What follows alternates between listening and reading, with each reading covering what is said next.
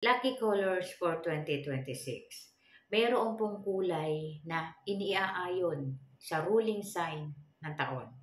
Ang ibig sabihin ng mga kulay na ito ay nagdadala po o nagdudulot ng good luck energies o ng swerte kapag ito ay inilagay mo sa tahanan mo. Ngunit po, paano mo gagamitin ang mga kulay na ito? Hindi lahat ng animal sign ay makakaangkop sa mga kulay na yan.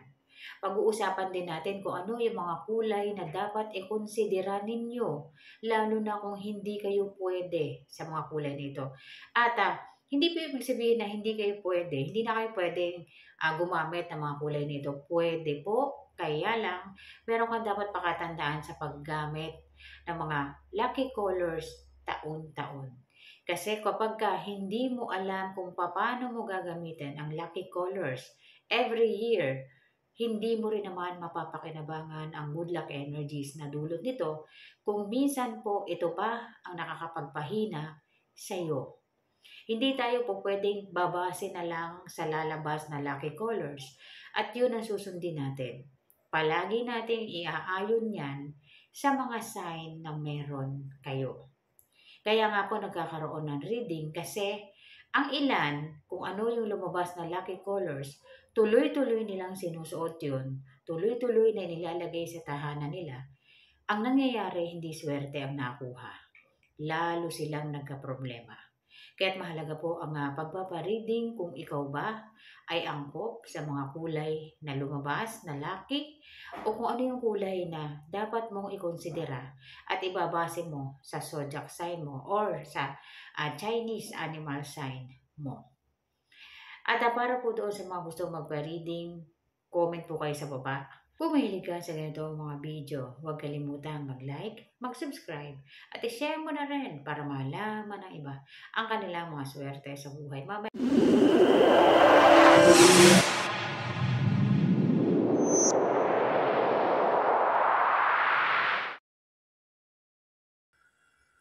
Lucky colors for the year 2026.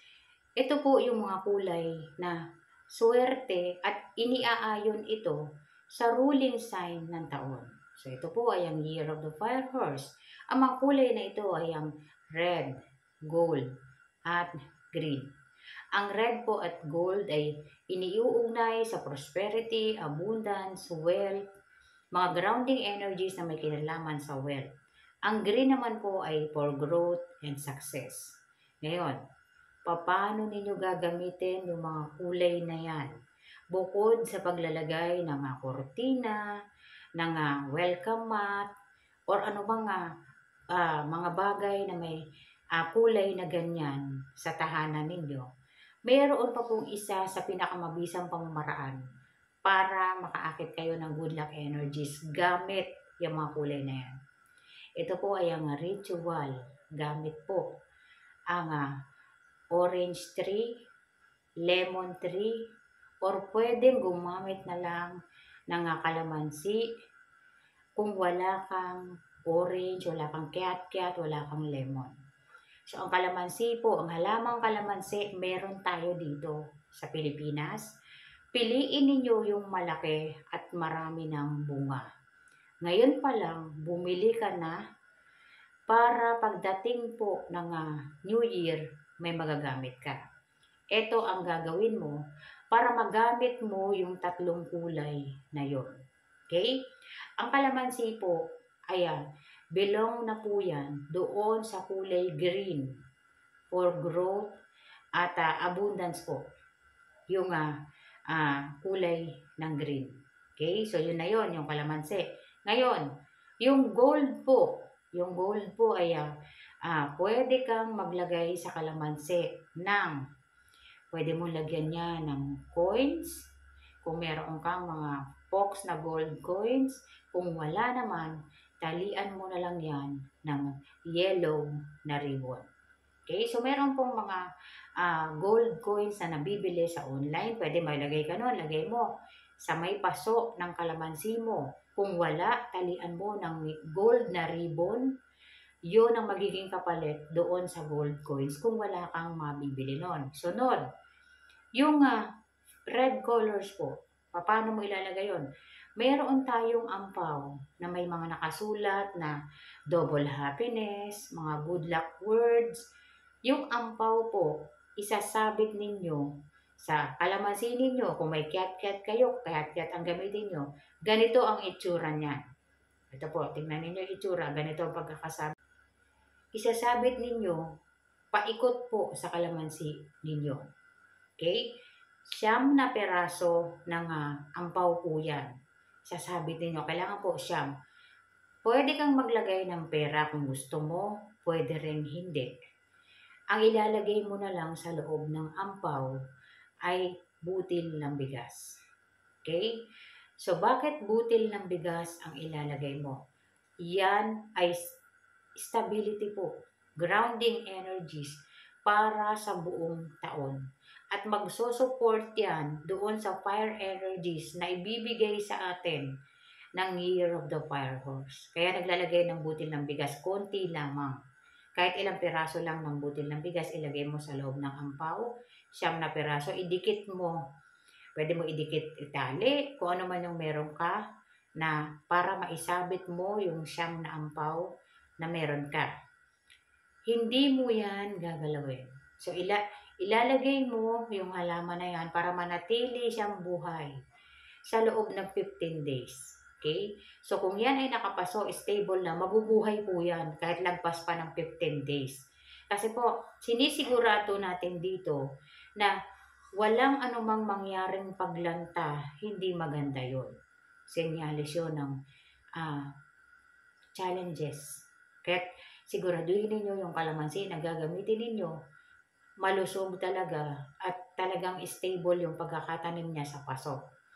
Ilalagay yan sa balcony area ninyo or sa area ninyo na may sikat ng araw. Okay? Gagawin nyo po yan sa 7 days po bago sumapit yung New Year. Gawin nyo na po. Dikitan nyo na ng ampaw 7 days po ha. So, ibig sabihin, pwedeng yung 7 days na yan, kung ano yung available ka sa mga araw na yan, huwag mo nang gawin ng mismong mamayang gabi na yung New Year ginawa mo ngayon. Kasi po kaya 7 days ahead para po makaakit pa siya ng good luck energies or makakuha ng good luck energies.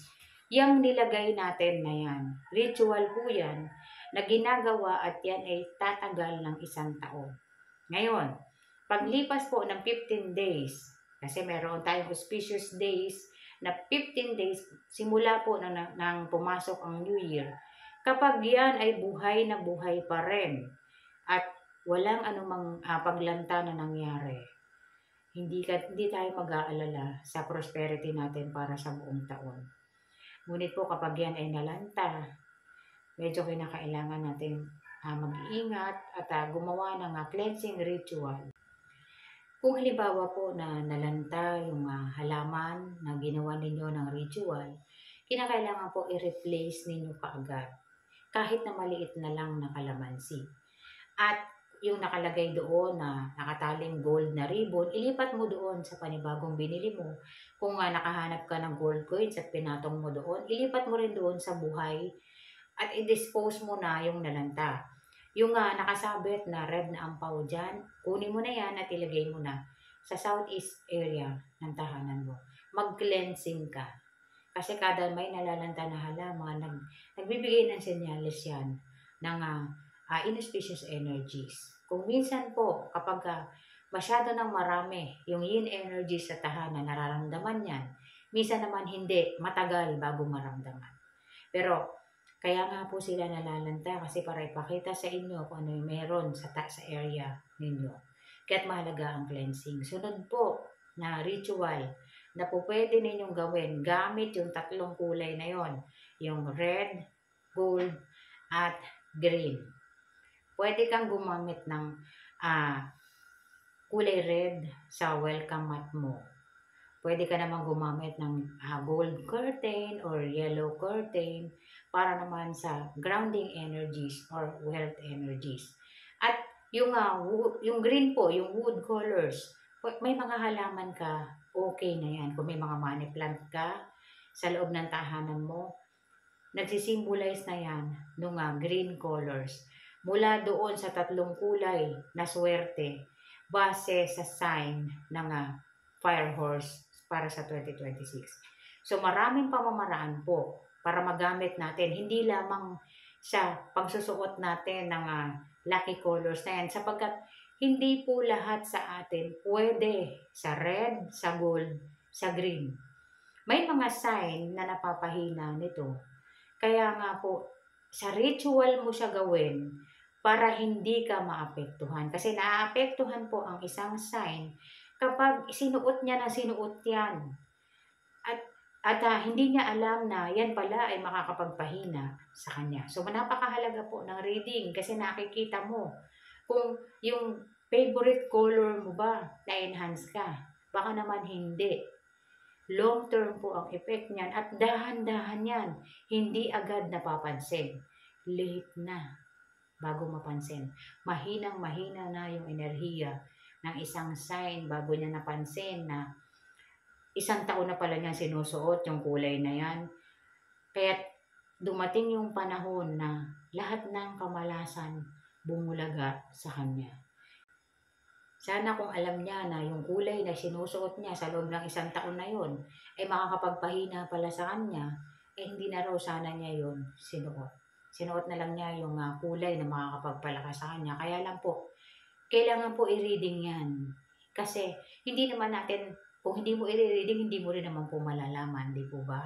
So kung gusto niyo magpa-reading, comment ka sa baba, join ka sa group, para po yung reading mo, dyan ko babasahin sa group. Tatalakayin ko sa group. Ang makakakita lang niyan tayo at saka yung membro po ng groups. So pwede talakayin para mas madaling maintindihan at mas madali pong maipaliwanag. Ganon pa rin naman po. Okay po?